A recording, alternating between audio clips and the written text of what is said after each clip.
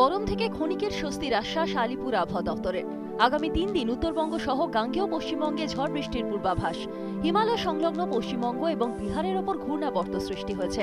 ঘূর্ণাবর্তের কারণে গাঙ্গেয় পশ্চিমবঙ্গ বাংলাদেশ হয়ে উত্তর পূর্ব বঙ্গোপসাগর পর্যন্ত একটি নিম্নচাপ অক্ষরেখা তৈরি হয়েছে। এর জেরে রাজ্য জুড়ে ঝড় বৃষ্টির সম্ভাবনা। বর্ধমান, 2 মেদিনীপুর, নদিয়া, মুর্শিদাবাদ, বীরভূমে শিলাবৃষ্টির সতর্কতা আবহাওয়া দপ্তরের।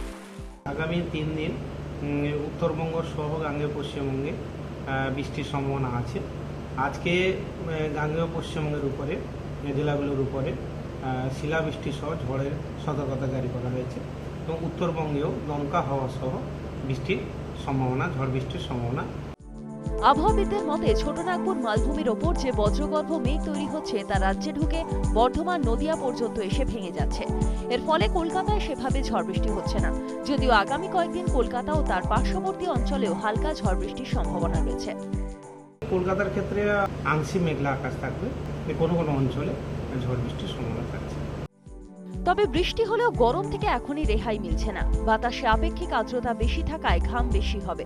কলকাতার তাপমাত্রা 37 ডিগ্রি সেলসিয়াসের কাছাকাছি থাকবে বলে আবহাওয়া দপ্তর সূত্রে খবর। Bureau report, ETV news Bangla.